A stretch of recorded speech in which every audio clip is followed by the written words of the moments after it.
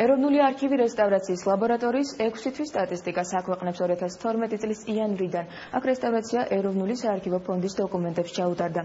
ამ პერიოდისთვის რესტავრირებულია 300-ზე მეტი საბუთი, რომელთა შორის დავით აღმაშენებლის ანდერძი, რუსეთის იმპერატორების საბუთები და სპარსული კოლექციის 60-ზე მეტი დოკუმენტია. არქივში მიმდინარე სამუშაოების შესახებ თამარ გზელიძე გიამბობთ.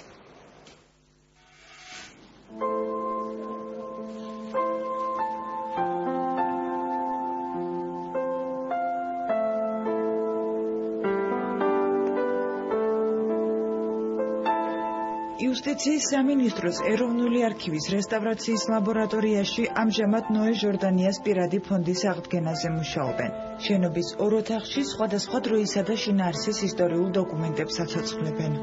ლაბორატორიაში მეტად საინტერესო სამუშაოა, რა თქმა უნდა, შრომატევადით.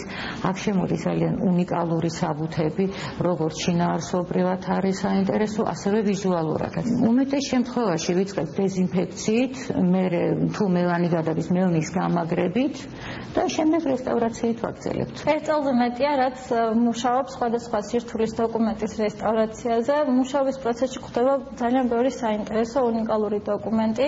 ამჟამად მუშაობ ნოე ჟორდანიას პირადი ფონდის დოკუმენტების აღდგენაზე.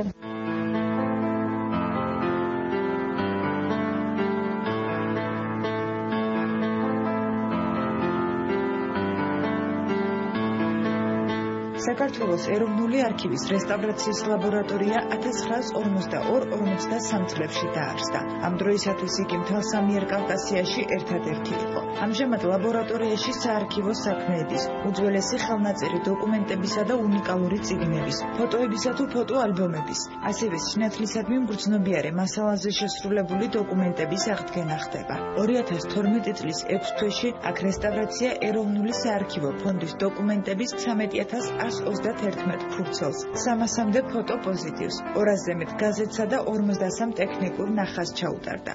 ნახევარი წლის განმავლობაში რესტავრაცია ჩაუტარდა უამრავ უნიკალურ დოკუმენტებს, რომელთა შორისაა 64 ერთეულის სპარსული დოკუმენტი, დავით აღმაშენებლის ეტრატზე შესრულებული ანდერძის ფრაგმენტი, იმპერატორ ეკატერინე მეორეს და ნიკოლოზ პირველის საბუთები და უამრავი სხვა საინტერესო მასალას.